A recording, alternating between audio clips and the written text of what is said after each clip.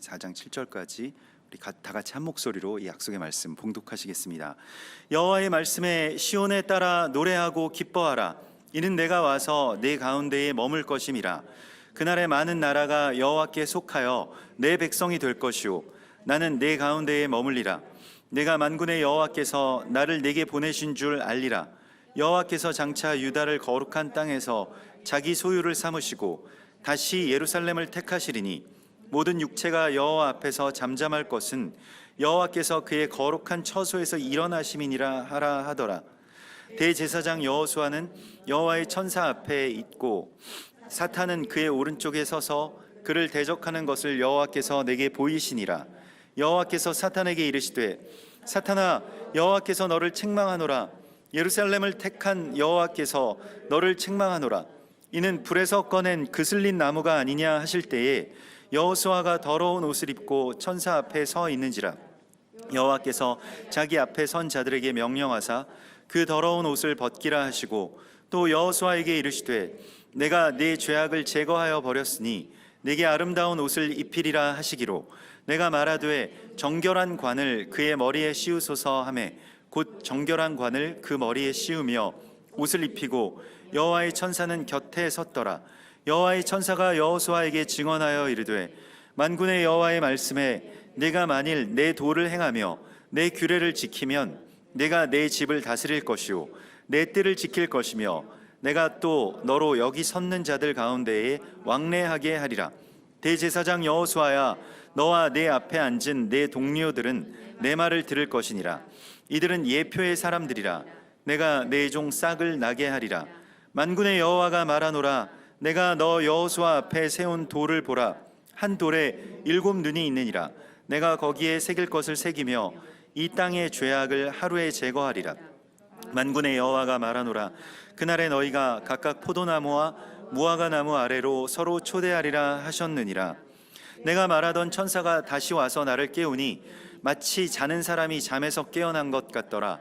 그가 내게 묻되 네가 무엇을 보느냐? 내가 대답하되 내가 보니 순금 등잔대가 있는데 그 위에는 기름 그릇이 있고 또 그 기름 그릇 위에 7 등잔이 있으며 그 기름 그릇 위에 있는 등잔을 위에서 7 관이 있고 그 등잔대 곁에 2 감람나무가 있는데 하나는 그 기름 그릇 오른쪽에 있고 하나는 그 왼쪽에 있나이다 하고 내게 말하는 천사에게 물어 이르되 내 주여 이것들이 무엇이니까 하니 내게 말하는 천사가 대답하여 이르되 네가 이것들이 무엇인지 알지 못하느냐 하므로 내가 대답하되 내 주여 내가 알지 못하나이다 하니 그가 내게 대답하여 이르되 여호와께서 스룹바벨에게 하신 말씀이 이러하니라. 만군의 여호와께서 말씀하시되 이는 힘으로 되지 아니하며 능력으로 되지 아니하고 오직 나의 영으로 되느니라. 큰 산아 내가 무엇이냐? 네가 스룹바벨 앞에서 평지가 되리라. 그가 머릿돌을 내놓을 때에 무리가 외치기를 은총이 그에게 있을지어다 하리라 하셨고. 아멘. 이번 주에 우리 토라 포션의 제목은 베아 알로테카라고 하는 제목이고요. 등불을 켤 때에라고 하는 그러한 뜻입니다. 그래서 그 제사장들, 레위인들이 이 성소에서 등불을 켤 때에 어떻게 켜야 되느냐, 또 등불을 켠다는 것이 무엇이냐라고 하는 것을 말씀을 하시고 그것이 또한 어떤 때와 관계가 있는, 어떤 시기와 관계가 있는, 하나님의 시간과 관계가 있는 그러한 제목이기도 합니다. 그래서 우리가 이 민수기서 8장, 9장의 이 본문들 속에서 이 베알로테카의 말씀들을 우리가 봤는데요. 그런데 그 등불을 켤 때에 가장 중요한 것은 등잔대를 앞을 향하여서 비추도록 하라, 이렇게 말씀을 하시거든요. 그래서 그 앞을 향해서 등잔대를 비추게 하는 것이 무엇인가 라고 하는 것에 대한 말씀들이 이번 주에 토라 포션의 말씀입니다. 이 메노라라고 하는 것은 어떤 방향이 없는, 그냥 주변이 그냥 다 밝게 비추어지는 그러한 이 등잔인데요. 그런데 그것을 앞을 향해서 비춘다는 것이 무엇인지를 우리 가운데에 알게 하시는데, 이 앞을 향해서 비추게 하기 위해서는 이 다른 곳으로 비추고 있는 이 빛들을 제거하는 것이라고 말씀을 하십니다. 그러니까 앞을 향해서 비추기 위해서는 다른 곳을 막는 것이, 다른 곳으로 새어나가는 그 빛들을 막을 때 앞을 향해서 나아가는 그러한 그 빛의 방향이 결정이 되고요.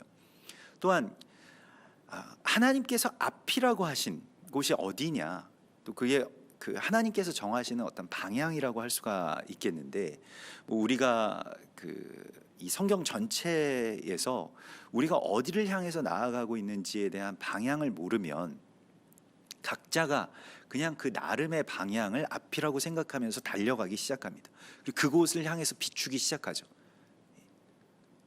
그래서 우리가 앞을 향해서 빛을 비추어야 되겠는데, 그 앞이라고 하는 것이 내가 뭘 해야지 지금 앞을 향해서 나아가는 것이냐, 돈 많이 벌면 되는 것이냐, 뭐 뭘 어떻게 하면 되는 것이냐, 뭐 교회도 계속해서 뭐 이 많은 교회들이, 각 교회들이 그냥 뭐 그 교회 각자마다의 어떤 사명이 있긴 하겠습니다마는, 그러나 그 각자의 어떤 고유한 사명들이 전체가 다 합력하여서 어떤 큰 방향성은 있어야 되지 않겠습니까? 그냥 다 제각기 이것이 중요하다, 이것이 옳다, 이렇게 되면 큰 어떤 하나님께서 정하신 그 방향을 모르고 있는 것이라고도 할 수가 있거든요. 그래서 그 방향이 어떠한 것인지를 아는 것이 우리에게 중요하다고 주께서 말씀을 하십니다. 그래서 그 첫 번째가, 네가 등불을 켤 때에는 앞을 향하여서 켜라, 등잔대를 앞을 향해서 켤 수 있도록 하라라고 말씀을 하시면서 백성들에게 레위인들을 정결하게 해서 주 앞에 세우라고 말씀을 하십니다. 레위인의 정결함이라고 하는 것이, 레위인을 성결하게 구별하고 그들을 세우는 것이 백성들의 사명이자 의무라고 말씀을 하세요. 그게 이 구속사적인 측면에서는 온 열방과 이스라엘의 관계가 꼭 백성과 레위인들과의 관계와 꼭 같습니다. 그러니까 레위인들이 그 백성들의, 온 백성들의 초태생을 대신해서, 장자를 대신해서 하나님 앞에 바쳐지고 하나님의 성소에 들어가서 하나님의 성소에서 하나님께 예배하는 자들이거든요. 근데 그들이 그렇게 거룩하게 구별되고 백성들을 위해서 속죄하고 백성들을 대신해서 봉사하는 것, 그것이 이제 레위인의 사명인데, 그것을 가능하게 하는 것은 또한 백성들이 레위인들을 온전하게 세울 때 가능한 것입니다. 백성들은 어떻게 레위인들을 세우느냐, 자신의 생명과 자신의 자녀들의 생명이 레위인들과 연결되어 있다라고 하는 것을 분명하게 깨닫고, 또한 그것을 인정하고 생명의 속전이라고 하는 그 일종의 어떤 그런 그 헌신, 매해 이 유월절 직전까지 그렇게 드리게 되는 생명의 속전을 드리고, 또 레위인들을 온전하게 하기 위해서 자신들의 것을 그렇게 희생하고 헌신하는 그 일들을 하게 됩니다. 그래서 레위인 세우는 이야기가 그 빛을 앞을 향해서 비추게 하는 것이다라고 하는 것이고요. 또 민수기 9장에서는 두 번째로 빛을 앞으로 향해서 비추는 것은 절기를 지키는 것이라고 말씀을 하고 있습니다. 절기를 지킬 수 없는 상황 가운데서, 부정함이나 아니면 뭐 여러 가지 어떤 상황 속에서, 지금 우리도 다 이 부정함에 오염되어 있기 때문에, 이 열방에서 이방에서 그런 부정함에 오염되어 있고, 절기 가운데로 지난 뭐 한 2000여 년 동안 들어가질 못했죠. 교회가, 성도들이 들어가지를 못하고, 그리고 다른 절기들로 이렇게 변개된, 그래서 주로 이제 뭐 태양신이나 아니면 뭐 다산의 신인 뭐 그런 그 아스타롯이나 이러한 그 신들의 기념일들을 여호와의 절기와 맞바꾸어 버리는 그런 어떤 적그리스도의 절기들 가운데로 들어가게 되었습니다. 그래서 지금도 우리가 크리스마스 때 굉장히 이제 뭐 여러 가지 혼란들이 있죠. 크리스마스를 온 전 세계의 교회들이 지키는데 우리가 안 지키는 게 맞느냐? 왜 크리스마스도 좀 같이 하면 안 되냐? 그거 뭐 그래도 오랜 동안의 교회의 전통인데. 근데 우리가 성경에 여호와의 절기가 나와 있고, 그리고 그 절기를 거룩하게 지키라고 하는 말씀은 나와 있습니다만은, 크리스마스가 12월 25일이 도대체 예수님께서 태어나신 날이고 그 날을 기념하여서 거룩하게 지키라고 하는 말씀이 어디에 있냐는 겁니다. 전혀 나와 있지 않은데도 불구하고, 예전에 어떤 뭐 카톨릭 뭐 그 이전에 이 태양신의 숭배자였던 그러니까 로마의 그런 이 콘스탄티누스 황제가 그런 모든 날들을 절기들을 그냥 다 양보하고 이스라엘만 빼면 우리가 국교로 삼겠다. 사실 뭐 국교로 삼아도 상관이 없죠. 그게 그 엄청난 어떤 그 기독교의 진보라고도 생각을 하는 분들이 있고 뭐 그렇게도 평가를 합니다만은 사실은 엄청난 퇴보였죠. 순교자들이 더 이상 피를 흘리지 않게 되고 우리 거룩한 그 교회가 그리스도 예수와의 몸을 이루는 것 대신에 그냥 귀족화되고 또 극장처럼 되어버리고 그렇게 이 전락하는 그러한 일들이 일어나게 되는데 다 방향성을 잃었기 때문에 그런 일들이 있습니다. 일어나게 됩니다. 그래서 우리가 이스라엘을 버리는 이유가 무엇이냐? 왜 교회가 말씀에 그렇게 나와 있는데도 불구하고 이스라엘을 이제까지 그렇게 버리고 아직도 하나님의 말씀에 다 나와 있는데도 불구하고 이걸 억지로 어떤 수를 써서라도 이걸 왜 부정하는가라고 하는 것에 대해서 뭐 여러 가지 어떤 사단의 계략들이 있겠죠. 오늘 이 스가랴서의 말씀 속에도 그런 말씀들이 나옵니다만은 그런 계략들이 있습니다만은 우리가 성경 전체가 이 구속사가 가지는 방향을 이뤄왔고 또 더 구체적으로는 그걸 왜 우리가 헌신짝처럼 버렸냐면 그런 구원의 이야기들과 계획들을 헌신짝처럼 버렸냐면 하나님을 믿는 목적 자체가 하나님의 나라가 이루어지고 그리스도 예수께서 이 땅 가운데 오시는 것이 아니었기 때문에 그렇습니다. 그냥 우리가 종교적으로 예수를 믿는 말하자면 종교인들이 될 때 일어나는 일들이고 이 자크 얄렐이라고 하는 이 프랑스의 신학자는 이 부분에 대해서 하나님은 불의한가라고 하는 그런 책에서 왜 교회가 이스라엘을 버렸는가라고 하는 것에 대한 문제가 그냥 교회의 조직과 그 운영을 지키기 위해서 이스라엘을 버렸다라고 하는 것을 가감없이 밝히고 있습니다. 핍박을 더 이상 받지 않고 대적과 말하자면 타협한 것이죠. 회유하는 대적이 우리 가운데 뭐 하여튼 예배를 드리든 뭐 선교를 하든 뭐 아무거나 하여튼 다 하고 뭐 국교를 삼아줄게. 그런데 이스라엘이나 절기 이것만 하지 마라고 했을 때 그 엄청난 미혹인 것이죠.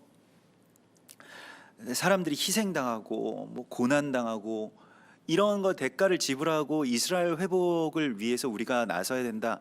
또 이스라엘과 함께 연합하고 원리맨을 이루고 이 사명이 성경 전체에 나와 있음에도 불구하고 왜 성경에 한 줄도 기록되어 있지 않은 이 태양신의 기념일을 예수님 태어나신 날이라고 그렇게 조작하고요. 또 부활절도 마찬가지. 부활절에 이 다산의 여신인 이 아스타롯과 연결되는 그러한 그 날들로 비슷하죠. 6월절과 비슷한 시기가 이렇게 부활절인데 그 춘분 후 다음 주일 그 날을 이제 이 부활절로 삼고 그것은 이 다산 이 여신에게 바치는 아스타롯 계통의 그 여신 숭배와 깊은 관계가 있습니다. 그런 날들은 다 절기로 성대하게 지키고 안 지키면 이상하게 생각되는 지경까지 우리가 와 있는 것이죠.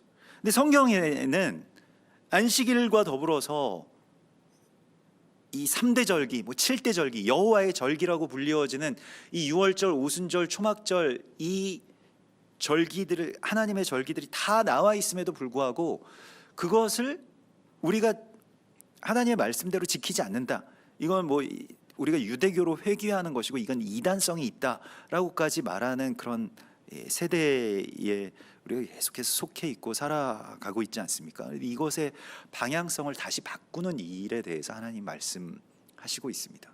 그래서 우리가 이스라엘을 품는다라고 하는 것은 어떤 특별한 교회나 아니면 특이한 교회나 아니면 이단성이 농후한 교회에서 주장하는 그 일부의 어떤 소견이 아니라고 하는 것을 우리 말씀 속에서 발견해야 됩니다. 사실 그 자기라고 하는 어떤 자아의 어떤 형편이라든가 상태라든가 뭐 나를 향한 어떤 그러한 그 연민이라든가 이런 것에서 벗어나지 못하면 이 이스라엘이 뭐 무슨 소용입니까? 뭐 절기를 우리가 뭐 지키는 것 무슨 소용입니까? 근데 여기서 벗어나서 하나님의 나라와 그리스도 예수와의 오심이라고 하는 것에 초점을 맞추고 정말 실제로 우리가 그것을 기다린다라고 할 때에는 이스라엘과 열방이 그런 생명의 관계로 마치 이 구약에서 토라에서 온 이스라엘 백성들과 레위인들과의 관계로 하나님께서 연결시켜 놓은 것과 같다는 것을 우리가 알게 된다면 지금 현재 이스라엘의 상태가 우리의 상태와 그대로 연결된다는 것입니다. 그냥 우리의 상태라는 거예요. 더 나아가서는 우리 자식들의 상태가 이스라엘의 상태와 곧바로 연결된다는 것입니다. 그래서 예전에 어떤 그 성도분께서 이스라엘 우리 교회에 이렇게 같이 예배 드리시고 같이 동역하시는 성도분들 이스라엘 어떻게 알게 되셨고 이스라엘 어떻게 품게 되셨습니까? 이런 것들이 궁금하잖아요. 그래서 한번 여쭤봤을 때 어떤 성도분이 그런 말씀을 하시더라고요. 자기 형님이 있는데 그 형님이 정말 어머니가 매일같이 눈물로 기도한다는 거예요. 형님이 이제 말하자면 이제 조직 폭력배 그 중에서도 거의 우두머리급빛인데 믿음을 저버리고 예수를 저버리고 그냥 세상에서 정말로 그것도 가장 어떤 어둠의 세계에서 그렇게 살아가고 있는 그 아들을 보면서 어머니가 늘 눈물을 흘리면서 기도하는 그 기도가 언제쯤 응답될까? 근데 그것이 이제 이스라엘을 알게 되는데 꼭 이스라엘 같더라는 거예요. 그래서 이스라엘이 회복된다라고 하는 것에 대하여서 정말로 이 아들이 또 그 딸이 그렇게 회복되는 것과 연결된다는 것을 성경은 우리 가운데 말씀하고 있고요. 실제로 온 백성들의 초태생을 대신해서 레위인들이 드려졌다라고 말씀하실 때 그 레위인들은 우리의 자녀들과 연결되어 있다라고 하는 것을 우리가 금방 생각하게 됩니다.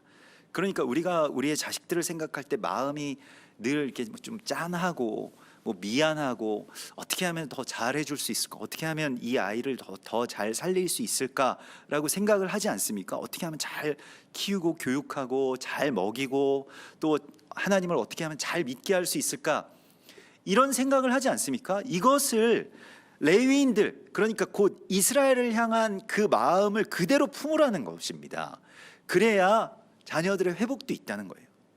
이걸 따로 우리가 분리하게끔 만드는 것에서 이걸 합쳐서 이 거룩한 하나님의 길을 또 하나님의 방향을 우리 가운데 보여주시는 것이 이 성경 전체에 나와 있는 구속사의 진리이자 지혜임에도 불구하고 이제껏 우리가 이것에 대해서 너무 무지해 왔다라고 하는 것은 얼마나 또한 우리가 이 땅 가운데서 자기에게 초점을 맞추면서 모든 우주와 모든 구속사와 구원의 역사와 모든 것의 방향이 다 자신을 향해 있는 그런 상태에서는 이 빛의 방향성을 바꾸지가 못했다는 것입니다. 이것을 다시 바꾸는 그러한 때가 되었고 하나님께서 그것을 열어주시고 한국교회에도 어떤 세대에 걸쳐서 계속해서 이러한 어떤 무브먼트들을 열어주시죠. 그래서 그러한 일들이 이제 열리는 그런 시기 가운데 우리가 있고 또 우리 교회가 있고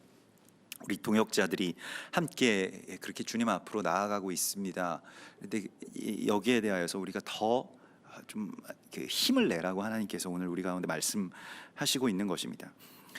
그래서 오늘 이제 그 스가랴서 2장 10절에서 이것 히브리 성경에서는 이제 조금 본문의 어떤 그 구절들이 틀리기 때문에 간혹 이제 그 스가랴서 2장 14절부터의 말씀이라고 나오는 어떤 그런 토라 포션 그 리딩 스케줄들이 있습니다만은 그 14절이 오늘 여기 이 2장 10절과 연결됩니다. 이 히브리 성경과 조금 그 절수들 구별이 좀 다르기 때문에요. 그래서 이 토라 포션이나 이 하프 토라 같은 경우에는 우리가 항상 나누는 것과 같이 그게 그냥 그냥 장별로 끊어져 있는 현대의 어떤 장별로 끊어져 있는 그러한 말씀들이 아니라 어디서부터 어디까지 읽는다라고 하는 이 편집 자체가 사실은 방향성을 결정하는 겁니다. 왜냐하면 이게 서로 연결되어 있다라고 하는 것에 어떤 그 편집자의 의도가 있는 것이거든요. 그리고 나머지의 것들의 불을 끄는 것은 여기에 집중해야 된다라고 하는 것을 말씀을 하시는 것이거든요. 그렇기 때문에 토라 포션 자체가 갖고 있는 그 어떤 메시지가 있어요. 그것은 이제 그 뭐 오래 전부터 이 바벨론에서 이스라엘 백성들을 다시 회복시키고자 하는 이스라엘의 회복이라고 하는 그런 포커스, 그런 초점이 그대로 맞춰져 있습니다. 그래서 오늘도 이 말씀을 보면 10절에서부터 이렇게 시작이 된다라고 할 때 그러면 2장 1절에서부터 구별되는 것은 보통 일반적으로 어떤 문맥이나 어떤 사건의 전환이나 이런 어떤 굉장히 어떤 범용적으로 일반적인 어떤 그 구별이 이제 현대 성경의 장절 구분이라고 한다면 토라 포션에서의 구별은 굉장히 의미적인 구분을 한다는 것입니다. 그래서 어떤 때에는 굉장히 아주 그 짧은 몇 개 구절만 이 주목해서 보도록 하기도 하시고, 또 어떨 때에는 이렇게 연결해서 뭐 오늘도 2장, 3장, 4장에 걸친 어떤 본문이지 않습니까? 그것도 그 장절로 읽었으면 알지 못했을 그런 연결성을 이 안에서 이제 발견할 수 있게 하시는데요. 그런 것들을 우리가 조금 주목해야 되는데, 스가랴서 2장 10절에서부터 이제 말씀이 시작됩니다. 여호와의 말씀에 시온에 따라 노래하고 기뻐하라, 이렇게 말씀을 하시는데요. 여기서 왜 이 시온의 딸이 어디에 있냐면 바벨론 성에 거주하고 있습니다. 그러니까 바벨론에 포로된 그러한 자들인데, 시온에 따라 이제는 노래하고 기뻐하라, 내가 와서 너희 가운데 머물 것임이라, 이렇게 말씀을 하시고요. 그래서 여호와께서 장차 유다를 거룩한 땅에서 자기 소유를 삼으시고 다시 예루살렘을 택하시리니 모든 육체가 여호와 앞에서 잠잠할 것은 여호와께서 그의 거룩한 처소에서 일어나심이라 하라, 라고 하는 이 이스라엘의 회복, 처녀딸 이스라엘의 회복에 대한 말씀, 유다와 이스라엘 왕국의 회복에 대한 약속이 있습니다. 그리고 이제 3장으로 넘어가는 것입니다. 3장에 보면 대제사장 여호수아의 환상이 나오는데, 당시 실존 인물이기도 했고요. 여호수아라고 하는 대제사장이 이제 나중에 이 포로들이 귀환하는 시기에 제사장으로서 그렇게 세워지게 되기도 하고, 또 여기에서는 아주 예표적인 인물이고 스가랴의 환상 가운데 나온 대제사장의 이름이죠. 그래서 여호수아라고 하는 이름은 그 예슈아, 뭐 요시야, 이런 그 각각의 어떤 발음으로 조금씩 변형되어서 그렇게 불려지긴 합니다만은 그것은 예수를 말하는 것이고요. 구원자라고 하는 그런 뜻을 갖고 있는 이 예슈아와 깊은 관계가 있습니다. 그래서 대제사장 여호수아라고 할 때 이것은 이 온 세계의 대제사장이신, 새 언약의 대제사장이신 예수와에 대한 예표이기도 함을 우리가 알아야 되고요. 그런데 그 예수께서 여호와의 천사 앞에 서 있고 사단이 오른쪽에 서서 그를 대적하고 있다는 것입니다. 이것이 지금 우리가 전쟁 중이죠. 대결 중이죠. 그래서 우리의 우편에서 하나님께서 서 계시면 참 좋겠는데 대적이 서서 우리를 대적하고 있다는 것입니다. 이런 싸움의 현장 가운데 있다는 거예요. 그런데 사단이 어떻게 했냐면, 여호와께서 사단에게 이르시되 사단아, 여호와께서 너를 책망하노라, 예루살렘을 택한 여호와께서 너를 책망하노라, 이는 불에서 꺼낸 그슬린 나무가 아니냐. 그래서 예루살렘이 지금 불타고, 예루살렘이 열방에 의해서 유린당하고, 예루살렘의 성전을 파괴하고, 예루살렘의 성전을 약탈하고, 그곳을 늘 차지하고 정복하려고 하는 이 이방의 제국들과 나라들과 욕망들이 어디에서부터 온 것인지를 하나님께서 보여주시는데, 사단이 그 일들을 한다는 것입니다. 그래서 불에 그슬린 나무, 불에 그슬린 나무가 되어버린 이 예루살렘과 같은 것을 보여주신다는 거예요. 그것은 마치 이 3절에 보면 여호수아가, 예수아께서 더러운 옷을 입고 천사 앞에 서 있는 것과 같은, 그러니까 예수아께서는 온 세계의 대제사장이시자 구속사의 어떤 어떤 대제사장으로서 하나님께서 위임해 주셨는데 그의 몸, 특별히 그의 몸을 둘러싸고 있는 이 옷이 아주 더러운 옷을 입고 있는 것과 같이 되었다는 것입니다. 이것이 이스라엘의 상태라는 거예요. 이스라엘, 특별히 더 나아가서는 더 구체적으로는 예루살렘의 상태를 보면 예수님이 지금 어떤 옷을 입고 계신지를 볼 수 있다는 것입니다. 예루살렘이 황폐하게 되었다라고 한다면 예루살렘과 예수님의 몸은 깊은 관계가 있습니다. 우리가 성경에서 그 12월 25일이라고 하는 날은 뭐 절대로 그 예수님의 탄생일이 될 수 없다는 여러 가지 어떤 증거들이 있기 때문에 그 날을 그렇게 변개한 것에 대해서는 우리가 돌이켜야 되겠습니다만은 언제인지 이렇게 완전 구체적으로 밝혀놓고 있지 않죠. 뭐 몇 월 며칠이라고 하는 거 왜 그렇게 밝히지 못했을까라고 하는 것에 대해서 뭐 여러 가지 의미가 있습니다. 성경에서는 이 탄생일을 기념하지 않는데요. 뭐 그럼에도 불구하고 이제 정황적으로 이 그 세례 요한의 아버지가 그 성전에 들어가서 봉사한 그 당시에 그러니까 제사장들의 어떤 반차와 예수님의 탄생의 어떤 시기와 이렇게 연결해서 이 말씀들을 이렇게 종합해서 퍼즐을 맞춰 보면 뭐 어떤 분들은 그 초막절과 연결이 있을 것이다 이렇게 주장하는 분들도 있고요. 또 최근에 그 이 시간에 대해서 더 구체적으로 연구하시는 분들은 예루살렘 그 현대에 있어서 예루살렘 그 회복일이 있습니다. 그래서 이 6월절 그 즈음에서 예루살렘 그 회복되는 그러한 그 날들이 있는데 오순절과 6월절 그 사이에요. 그래서 예루살렘 회복일과 관계가 있다라고 그렇게 주장하시는 분들도 있습니다. 둘 다 저는 일리가 있다고 생각합니다만은 구속사적인 의미에서 예루살렘이라고 하는 것의 상태와 예수와의 몸의 상태는 곧바로 비례합니다. 그러니까 같이 이렇게 투영되고 있는 것이라고 할 수가 있겠습니다. 그래서 예루살렘이라고 하는 곳의 상태가 예수와의 제사장의 옷과 같다라고 한다면 이 가나안 땅 전체, 그러니까 이스라엘의 땅이라고 하는 것의 상태는 곧 온 열방의 성소가 어떻게 되고 있는가라고 하는 것을 이제 상징에서 보인다라고 하는 것이 그것을 드러내고 있다라고 하는 것이죠. 근데 그 관계들을 우리가 잘 알고 있어야 되는데 물론 이제 이렇습니다. 우리가 어떤 상태를 나타내는 어떤 센서들이 있어요. 그게 예루살렘이나 아니면 이스라엘이라고 하는 것이 그런 센서가 됩니다.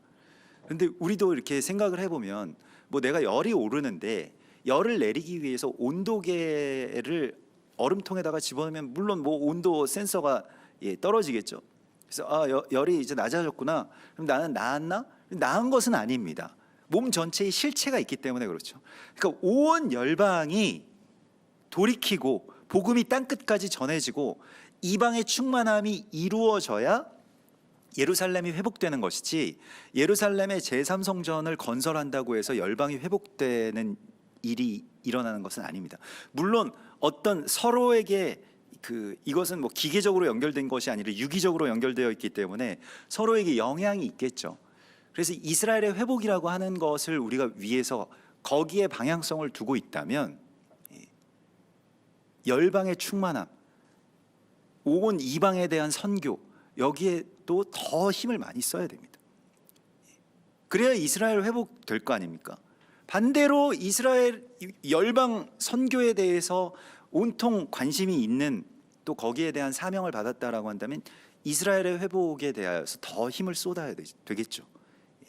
그게 왜냐하면 같이 연결돼서 같이 가는 것이기 때문에 그렇습니다. 다만 이것에 어떤 센서에 너무 집중하다 보면 놓치게 되는 것들이 많이 있기 때문에 이것을 이 원유맨이라고 하는 관점은 서로 원수된 것들을 이렇게 하나로 연결시키는 것이잖아요. 그 화평케 한다는 것도 그것이잖아요. 그래서 이 서로 이렇게 상충되는 뜻들을 그 적으로 돌리지 않는 것입니다. 이걸 우리가 잘 깨달아야 되는데 이 원유맨적인 사고 자체가 우리에게 정말 중요한 것인데요. 무엇이냐면 여러분들도 이제 이렇게 말씀을 우리가 보다 보면 그러면 완전히 정말 크리스마스 지키는 교회들은 다 사탄의 자식들이고 적그리스도의 차일드들이고 거기에 그냥 속한 자들이고 다 타락해서 그냥 다 이제 하나님께서 불구덩이에 집어넣으시고 그래서 우리는 거기가 구별된 우리만 거룩한 주님의 존재들이다라고 생각한다면 그것은 예전에 이 구약 시대의 이스라엘 백성들이 이방인들에게 대하여 품었던 생각과 꼭 같은 생각이 될 것입니다. 하나님 그것을 원하시지 않으세요. 그들을 위해서 울어줄 자들을 찾으시는 것이지 그들을 비방하고 그들은 그냥 다 버려졌고 우리만 거룩하다? 절대로 그렇지 않습니다.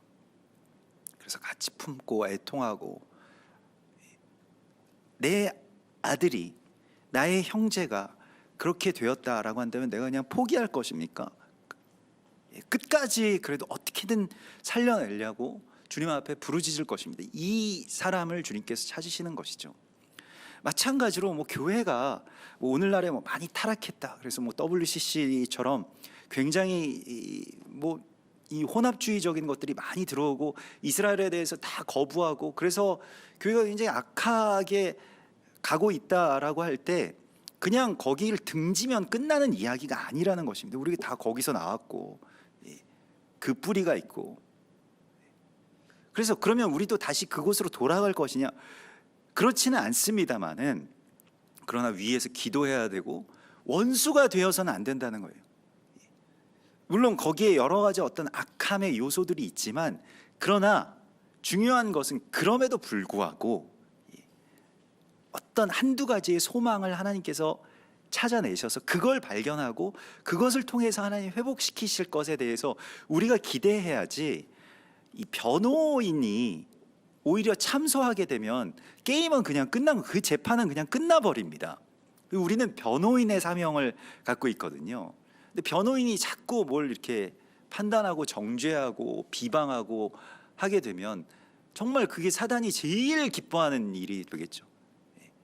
우리는 어쨌든 무조건 위에서 기도하고 보호를 요청하고 이 죄가 무효라고 하는 것에 대하여서 하나님 앞에 호소해야 될 사명이 우리 가운데 있죠.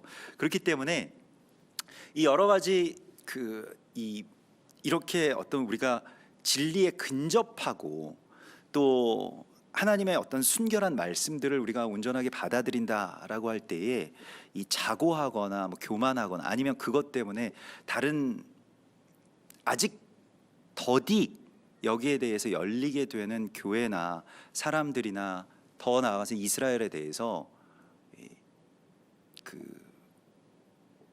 비방하거나 아니면 정죄하는 마음들을 가져서는 안 될 것입니다. 그들을 또 기다릴 줄도 알아야 되고요. 또 같이 품는 것이죠. 우리가 지금 이스라엘 기다리는 것처럼요. 이스라엘이 정말로 그리스도 예수께 대하여 열리기를 우리가 기대하는 것처럼 또한 한국 교회도 그렇게 열리겠죠. 열방의 교회들도 열릴 것입니다. 그러나 지금 우리에게 하나님께서 이 말씀을 통해서 이제는 말씀이 어떤 예전에 유학 다녀온 어떤 신학자들이나 또 목회자들 그런 곳에서 아주 선진 신학을 공부하고 돌아오신 분들의 말씀이라고 하면 우리가 웬만하면 그냥 다 신뢰하고 그렇게 살아왔습니다만 지금은 이제 모든 성도들이 하나님의 말씀을 연구할 수가 있고요. 또 그것도 지금 신학이 따라잡지 못하는 이런 어떤 원유맨의 사명이라든가 여러 가지의 어떤 일들을 정말 원어 성경을 비롯해서 모든 것들을 다 이제 볼 수 있는 그런 시간이 되었습니다. 그래서 말씀에 관해서 하나님께서 역사상 이렇게 많이 열어주신 적이 없죠. 그것도 그냥 어떤 특정한 사람들이 말씀을 이렇게 꾹 움켜쥐고 나누지 않고 어떤 이런 말씀의 권세에 대해서 자기들이 갖고 있던 어떤 그런 시대가 넘어섰다는 것입니다. 그래서 하나님께서 이것을 열어주시고 우리 가운데 이제 이스라엘이라고 하는 방향을 보여주시는데 그것은 이스라엘을 향한 방향이라기보다는 물론 그것도 있겠습니다만은 그리스도 예수를 향한 방향이거든요. 지금 오늘 이 스가랴 3장에서 보는 이 대제사장 예수와의 상태, 마치 불에 그슬린 것과 같은 이 예루살렘, 이것을 우리 가운데 보여주시면서 이 참담함이라고 하는 것이, 사실 우리가 제사장이, 물론 우리 제사장 시대에 살아보지는 않았습니다만은, 제사장이 온통 이 옷이 그냥 다 타가지고 그슬린 그런 옷으로 뭐 머리카락도 좀 타고 뭐 이렇게 된 그런 이 남루한 모습으로 하나님 앞에 서 있다라고 하는 것이 사실 충격적인 이야기일 거 아닙니까? 제사장은 빛나는 모습으로, 거룩한 모습으로 아주 세상에서 가장 좋은, 가장 성결한 옷을 입고 서 있어야 될 그 제사장의 옷이 왜 저렇게 되었습니까? 라고 하는 그 질문과 탄식이 있어야 되잖아요. 근데 그것에 대하여서 오늘 이 스가랴서 3장의 말씀이 우리 가운데 보여주시고 있는 것입니다. 그래서 여호와께서 자기 앞에 선 자들에게 명령하사 그 더러운 옷을 벗기라, 이렇게 말씀을 하시고요. 또 그 곁에 섰던 인자, 곧 인자는 이제 교회와 우리들의 어떤 사명을 또한 말하는 것인데, 5절에 보면 내가 말하되 정결한 관을 그의 머리에 씌우소서 하매 곧 정결한 관을 그의 머리에 씌우며 옷을 입히고 여호와의 천사는 곁에 섰더라. 그러니까 우리가 이 소원을 주님 앞에 간구해야 된다는 것입니다. 이스라엘을 깨끗하게 해주시고 이스라엘에게 정결한 관을 씌워 주십시오라고 하는. 그래서 이 관이라고, 이 머리에 쓰는 이 관이라고 하는 것이 이제 제사장이 쓰게 되는 것인데, 거기에는 여호와께 성결이라고 하는 그 표가 붙은 그 관을 이제 쓰게 되죠. 그리고 제사장이 이렇게 그 정결한 관을 쓰고 정결한 옷을 입게 되면 이제 제사장은 거룩한 지성소로 들어가서 백성들을 위해서 속죄할 수 있게 됩니다. 그러면 백성들이 속죄를 받는 거예요. 우리의 속죄는 다 자기가 자기 자신을 구원할 수 없고 그리스도 예수와의 피로 우리가 구원을 받는 것입니다만은, 그것과 같이 가야 되는 일들이 있습니다. 그게 바로 이스라엘이 정결한 관을 쓰게 되는 것입니다. 이스라엘이 정결한 관을 쓴다라고 하는 것은 자신들이 이제 이 세상을 향해서 비추던 그런 그 비춤이 다 그쳐지고, 이게 언제 올지, 우리가 이런 날이 오기나 할런지 뭐 이것에 대해서 지금 되게 굉장히 비현실적인 일들이 이제 일어나고 있습니다만은, 예전에는 이스라엘이라고 하는 나라도 없었기 때문에 우리가 그런 것을 뭐 꿈꾸거나, 또 이스라엘에서 예수 믿는 유대인들, 메시아닉 유대인들이 나오지 않았었기 때문에 그때는 우리가 몰랐습니다만, 지금은 굉장히 많은 어떤 변화들이 이스라엘에서 일어나고 있죠. 실제로 이스라엘이 변화되는 것과 이 열방의 마지막 때가 가까우는 것은 곧바로 같이 연결이 되어 있습니다. 그래서 정결한 관을 그 앞에 쓰게 해주십시오라고 이렇게 구하고, 여호와의 천사가 여호수아에게 증언합니다. 만군의 여호와의 말씀에 오늘 이 3장 7절에 보면, 네가 만일 내 도를 행하며 내 규례를 지키면 내가 내 집을 다스릴 것이요 내 뜰을 지킬 것이며 또 여기 섰는 자들 가운데 왕래하게 하리라. 그래서 너와 내 앞에 앉은 내 동료들은 내 말을 들을 것이니라. 이들은 예표의 사람들이라.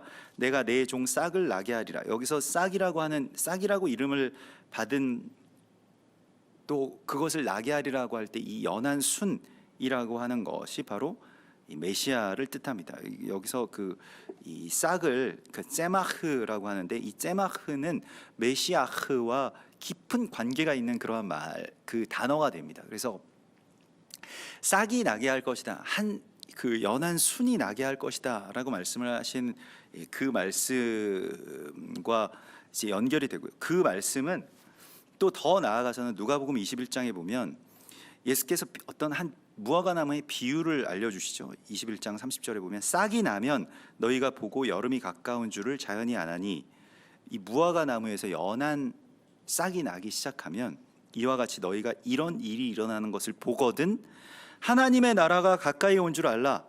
무화과나무에서 지금 싹이 나고 있죠.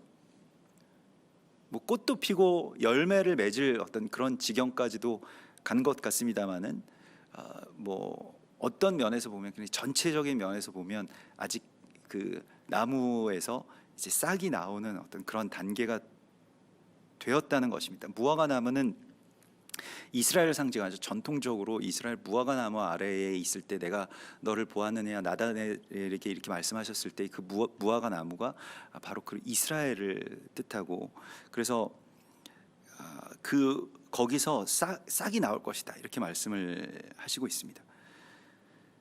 그러면서 10절의 말씀을 보면 만군의 여호와가 말하노라 그날에 너희가 각각 포도나무와 무화과 나무 아래로 서로 초대하리라. 포도나무는 열방의 교회를 뜻하고요. 전통적으로 이 포도나무는 그렇습니다. 이방의 교회, 열방의 교회들을 말하고 무화과 나무는 이스라엘을 뜻합니다. 그런데 서로 우리가 이스라엘을 이 포도나무 아래로 초대하고요. 이스라엘은 무화과 나무 아래로 우리를 초대할 것이다. 이것이 하나님께서 꿈꾸시는 나라고 하나님께서 꿈꾸시는 이 온 열방의 회복이라고 말씀을 하시고 있는 것이죠. 그래서 우리가 우리 교회에 얼마 전에 이렇게 막 정리를 하시면서 앞에 거의 너무 오래되고 이렇게 다 죽어가서 좀 살 수 있을까 이렇게 생각됐던 그 포도나무를 이렇게 또 넝굴을 이렇게 다 잘 우리 집사님들이 이렇게 정리를 해주셔가지고 그리고 거기에 비료도 뿌리고 물도 주고 이렇게 했더니 포도나무에서 진짜 포도송이들이 막 이렇게 나오기 시작합니다. 너무 신기한 거예요. 이 포도나무라고 하는 것 자체가 나무가 참 거의 이거 죽었나 살았나 할 정도로 겨울에 보면 이게 막 나무가 생기가 없고 막 나무 자체들이 이렇게 막 비틀어져 있잖아요. 힘도 없고 그래서 뭐 축축 늘어지고 그래서 포도나무 이게 다 죽어가는 다 죽었나 보다 이렇게 포기하고 있었는데 집사님들이 그걸 살리시니까 또 햇빛을 받고 비료를 먹고 뭐 이러니까 잘 살아나는 거예요. 그래서 그 포도나무 볼 때마다 이제 이 스가랴서 3장의 말씀처럼 포도나무 아래로 정말 무화과 나무 아래에 있는 사람들을 초청하면 그들이 이곳에 와서 같이 여기서 앉아가지고 이 그늘에 앉아서 이 포도송이도 좀 따먹고 이러면 참 좋겠다 이런 생각들을 그런 꿈들을 꾸죠. 그리고 실제로 그런 일들이 우리 교회에 여러 번 있지 않았습니까? 그래서 정말 한국의 무명한 교회임에도 불구하고 이스라엘의 많은 사역자들 또 작년에는 또 그런 이스라엘의 많은 청년들이 또 와서 같이 유월절도 함께 지키고요. 그래서 또한 우리가 또 우리 다음 세대와 함께 그곳에 갔었고 또 앞으로 어떻게 될지 모르겠습니다만 올해 코로나 때문에 또 이 초막절 기간에 우리가 이제 그곳에 들어가서 같이 또 절기를 지키고 이런 일들이 실제로 일어나게 되는 그런 시대에 우리가 살아가고 있고 또 그 현장에 우리가 있다는 것이 얼마나 큰 축복이자 사명인지 모르겠습니다. 하나님이 정하신 방향이에요. 하나님께서 이 방향을 향해서 우리 모두가 전 세계와 열방과 이스라엘이 이 방향을 향해서 나아오라고 이곳을 향해서 비추라고 말씀하시고 있는 것입니다. 근데 어떤 사람들은 아니다. 교회의 사명은 전도하는 데 있다. 그래서 교회가 부흥해야 된다. 그래서 많이 전도하고 어떻게든 사람들을 총동원하고 어떻게든 그래서 자리를 채워야 된다. 아니다. 교회가 선교하는 데 사명이 있다. 어떻게든 선교사들을 많이 파송하고 여러 어떤 열방에 이 복음을 전해야 된다. 다 맞는 말입니다. 어떤 교회는 구제에 더 힘을 쏟기도 하고요. 그래서 매주 모여서 가난한 자들, 노숙자들 찾아가서 먹이고 입히고 하는 일을 하기도 하죠. 다 맞는 이야기입니다만은 그러나 그 모든 일들이 어느 방향을 향해서 나아가야 되냐면 거기가 종착지가 아니라는 것입니다. 그러한 모든 일들의 전체적인 방향은 결국에는 열방과 이스라엘이 하나가 되고 한 세 사람을 이루고 그리스도 예수와의 이 그슬린 옷이 다시 제사장의 그 온전한 옷으로 입혀지게 되는 바로 그 시간이 하나님께서 이 땅 가운데 그리스도 예수와께서 다시 재림하시고 이 세상이 거룩한 그리스도 예수와의 세계로 변화되는 바로 그 날이라는 것입니다.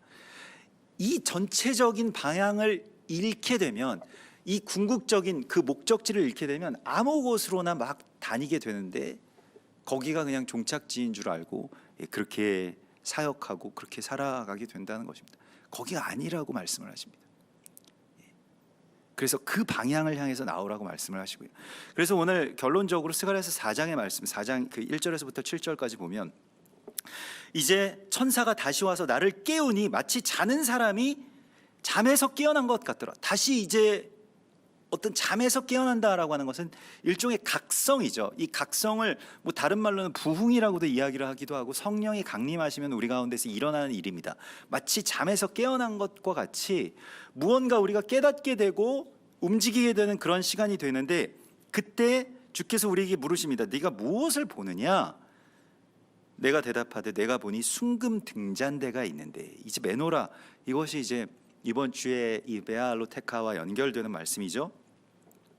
그 위에는 기름 그릇이 있고 그 기름 그릇 위에 7 등잔이 있으며 그 기름 그릇 위에 있는 등잔을 위해서 7 관이 있는데, 이것은 일반적인 어떤 메노라의 식양입니다. 그런데 등잔대 곁에 2 감람나무가 있다는 거예요. 하나는 그 기름 그릇 오른쪽에 있고 하나는 그 왼쪽에 있나이다. 그래서 이 등잔대를 밝히는 데 있어서 원래 이 거룩한 관유를 만드는 것이 감람유잖아요. 감람나무, 그러니까 올리브나무에서 올리브를 수확해서 그걸 짜서 이제 기름이 들어가게 되는데, 그 올리브, 이 메노라의 불을 밝히는 그 기름의 원천이 어디 있느냐? 2 감람나무에 있다는 것입니다. 그래서 스가랴서 4장은 2 감람나무 한 상으로 맞춰지게 되는데, 이게 무엇이냐? 이게 로마서 11장에 나와 있는 2 감람나무의 참 감람나무와 들 감람나무, 뭐 돌 감람나무라고도 그렇게 불리우죠.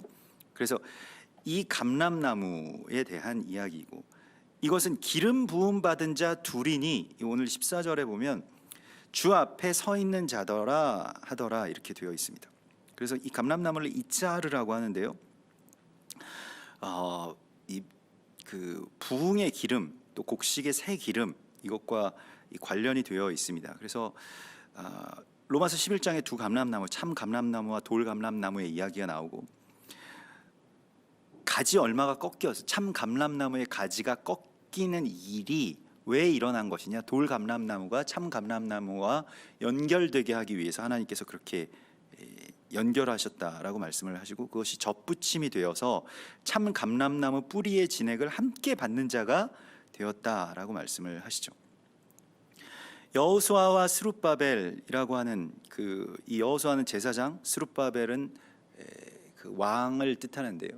근데 그 여호수아와 스룹바벨의 관계이기도 합니다. 그래서 이스라엘 또한 온 열방과 예수아와 교회의 관계이기도 하고 온 열방과 이스라엘의 관계이기도 한데, 이 2 감람나무의 이야기가 시작됐다라고 말씀을 하십니다. 이것은 이제 오순절과도 깊은 관계가 있고요. 오순절에 이 누룩이 들어간 떡 2덩어리를 하나님 앞에 드리는 것과도 관계가 있는데, 이것은 다 원유맨과 깊은 관계가 있는 일들입니다. 근데 그 원유맨이 이스라엘과 열방의 어떤 큰 이 2 감람나무가 있을 수 있겠고요.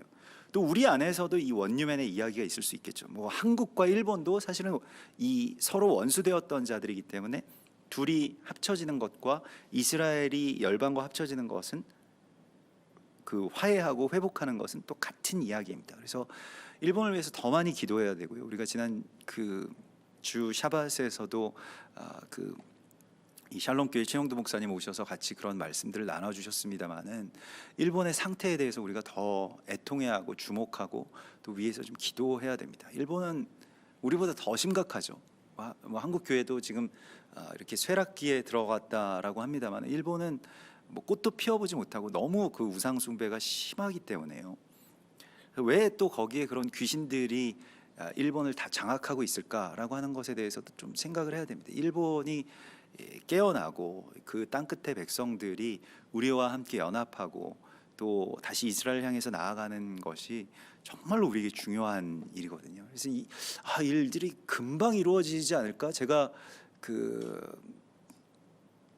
처음 이스라엘 그렇게 들어갈 때 일본의 많은 사역자들이랑 같이 들어갔는데, 일본의 어떤 교회가 그 이스트 윈드라고 하는 동쪽의 바람이라고 하는 그 교회가 이제 뭐 엄청 뜨겁고 엄청 깊이 예배드리는 교회더라고요. 그것도 정말 청년들이 뭐 너무 헌신하고, 그래서 이스라엘에 이렇게 다 같이 들어가서 사역하고 같이 기도하면서 이렇게 나아가는데 뭔가 또 그 마음이 틀어져 가지고, 나중에 그 교회에 하여튼 뭐 사역자, 그러니까 뭐 목사님이, 별 이유도 없는데 아무튼 뭐 그렇게 돼가지고 이제 막 갈라지게 되고, 저는 처음에 가서 막 같이 그렇게 일본 사람들이랑 이스라엘에 와서 막 갈릴리 바다에서 같이 예배하고, 막 사마리아에 들어가서 같이 중보하고 이럴 때 정말 마음이 뛰고, 정말 구속사가 이제 열리는구나, 이걸 그 실제로 체감했었는데 사단의 반격도 만만치가 않더라고요. 그래서 엄청나게 몰아치고, 그래서 나중에는 이 단체로 같이 들어갔다가 버스를 따로 이렇게 다른 스케줄을 만들어서 따로 다니게 되었습니다. 그래서 이거 좀 심각하구나. 이거 이 원유맨을 이룬다라고 하는 건 엄청난 싸움이구나라고 하는 것을 그때 또 알게 되었는데요.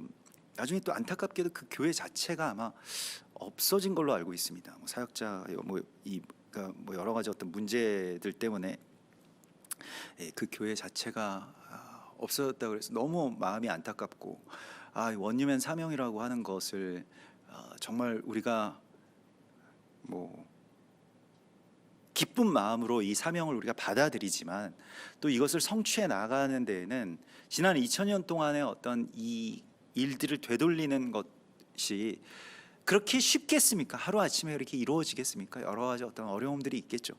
그래서 주님께서 오늘 우리에게 이렇게 말씀을 하십니다. 여호와께서 스룹바벨에게 하신 말씀이 이러하니라.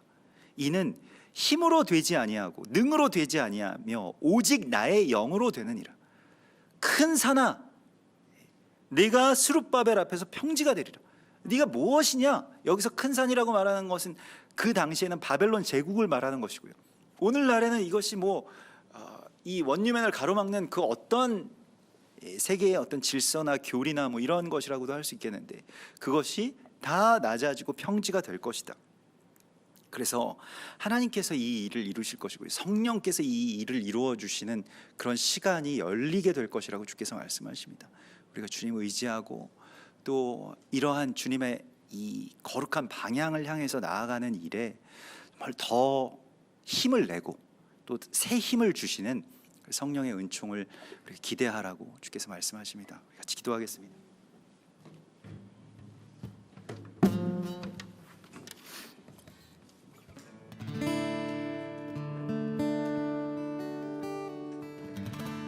우리 주님 바라보시면서 이 시간에 우리가 달려가는 것을 방향이 없는 것과 같이 또 나를 향해서만 달리지 않게 하시고, 또 교회가 자기들의 조직을 지키고 또 자신들의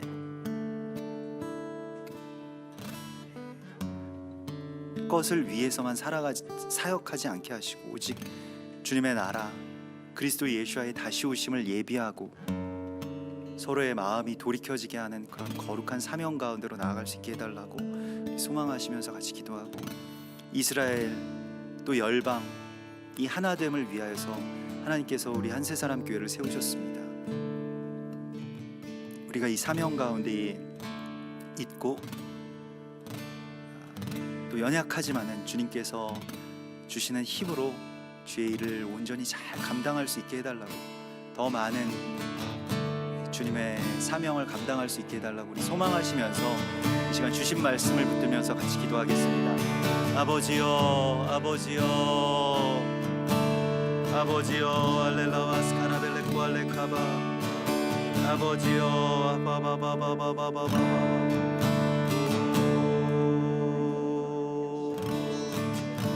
아바, 아바.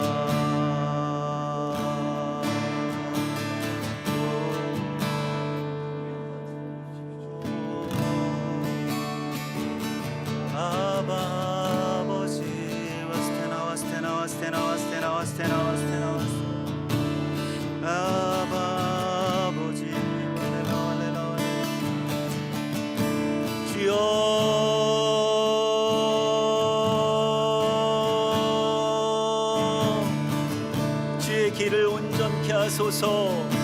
아바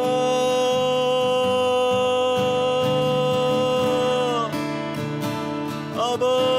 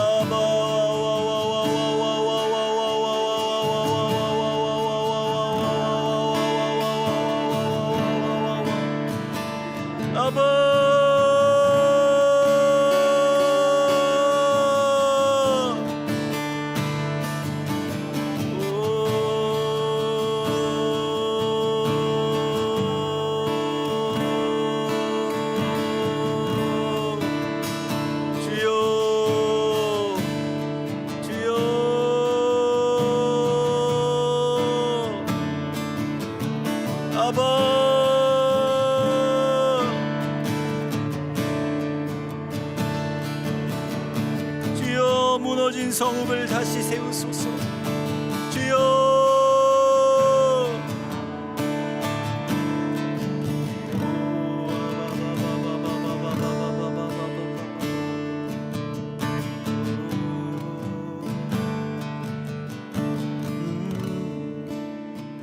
우리 이 시간에 우리 한국교회를 위해서 다시 한번 주님께서 기회를 주시고, 다시 한번 주님 우리가 회복될 수 있도록 주님께서 이 땅의 교회들과 재단들을 회복시켜 주시고, 주여 저 북녘 땅 완전히 닫혀버리고 갇혀버린 저 재단과 또 주의 성도들을 풀어주시고 회복시켜 주시고, 주여 이 땅 가운데 이 민족 가운데 다시 한번 회개와 회복의 역사가 일어날 수 있게 해달라고 우리 소망하시면서 한국 교회를 위해서 같이 기도하십시다. 아버지여, 아버지여.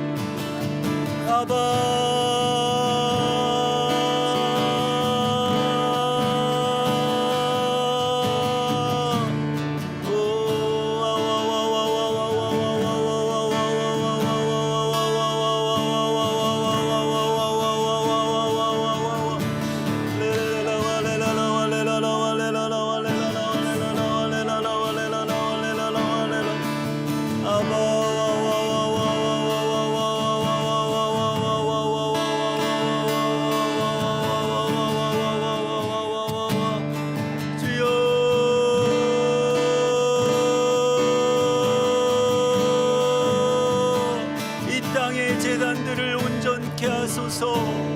주여 우리가 다른 방향으로 나아가지 않게 하시고 오직 주님 주의 나라를 위해서 주님 다시 오실 그 길을 향하여서 나아갈 수 있도록 인도하여 주시옵소서. 우리를 회복시키소서. 주여 우리에게 새 힘을 허락하여 주시옵소서. 주님 주님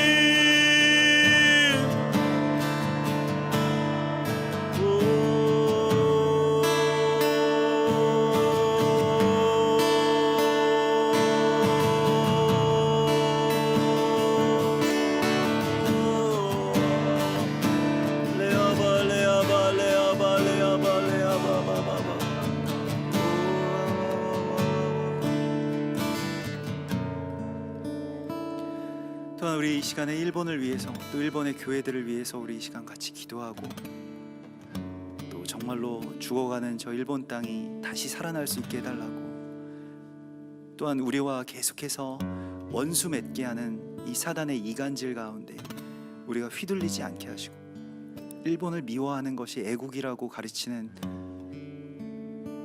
서로를 미워하는 것이 그렇게 나라를 위하는 마음이라고 가르치는 이 세대 가운데서 우리가 정말로 하나님의 뜻 가운데로 온전하게 들어갈 수 있게 해달라고, 그렇게 우리가 회복되고 또 특별히 일본을 위해서 기도하실 때 일본의 사역자들 또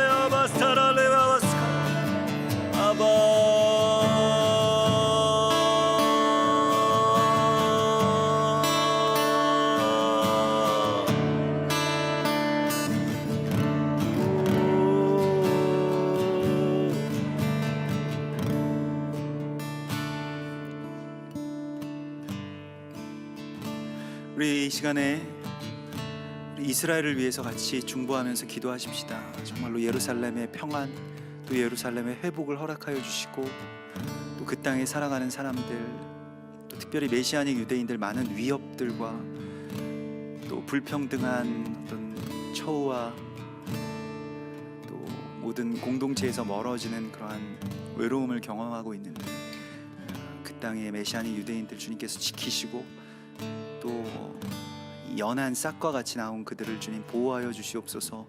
소망하시면서 이렇게 같이 기도하고, 여러분들 이스라엘 땅들을 위해서 축복하면서 그 사역자들과 또 그 백성들을 위해서 이 시간 같이 기도하겠습니다. 아버지여, 할렐루야. 주여, 예루살렘을 축복합니다. 주여, 예루살렘에 회복이 있게 하여 주시고, 주여, 또한 온 열방에 흩어져 있는 이스라엘, 주님, 에브라임과 므낫세와 납달리와 주여 아셀과 그 많은 지파들 주님께서 다시 회복시켜 주시옵소서.